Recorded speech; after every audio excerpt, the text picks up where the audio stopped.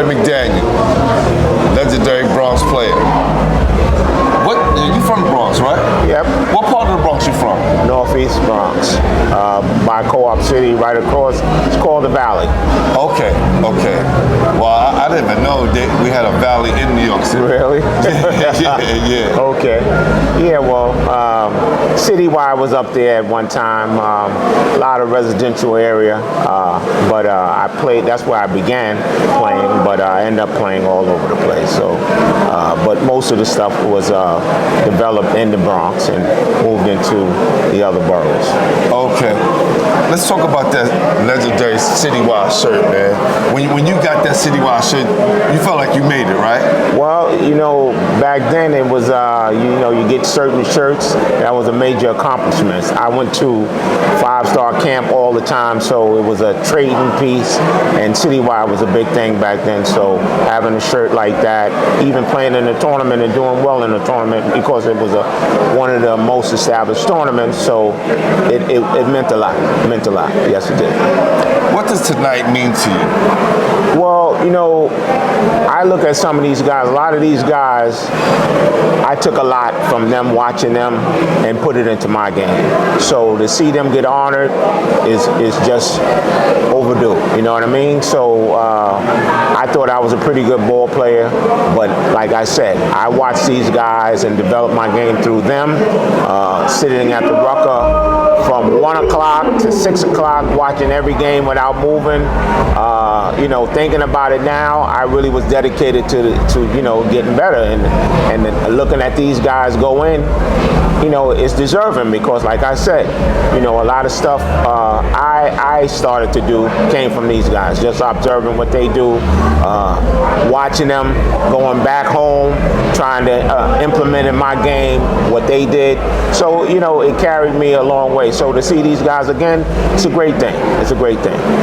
When you're young and you seeing the older guys play, and like you said, you going out and mimicking some of their moves, man. Right. Did that make you a better ball player? Oh, for sure. I mean, again, I can remember watching these games, going there, and just stealing moves and putting it into my game, And after a while, I was able to, kind of get people to watch me and do the same thing. So without those guys and me seeing those guys, I wouldn't have had the full development of my game, I think. So it was a great thing to be at these tournaments, and not only that, it made me want to play in the Rucker, play in the Pro Rucker. It made me want to do a lot of different things, because I saw it before me. I was young, so to do that, I knew I was on another level, being able to do these things. So it was a great. Not only that, with basketball, a lot of people get it mixed up. Sometimes just the camaraderie, development, socializing with different people, going different places. Basketball has taken me to almost every state, and a few places out of the country. So it has done a lot. I mean, educational-wise, I never paid a dime, and that's one of the great things. I hear people talk about loans all the time.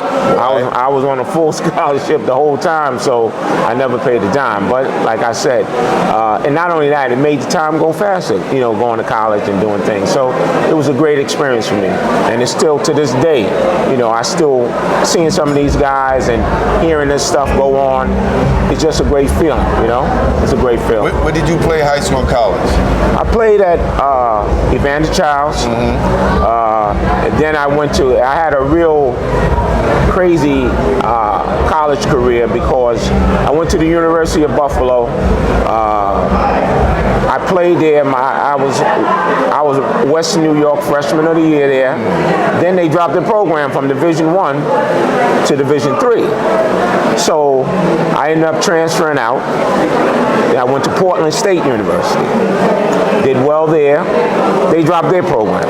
Wow. So I ended up but all this time, I was able to transfer right away and play because they went down. If they had been going up, it's a different story.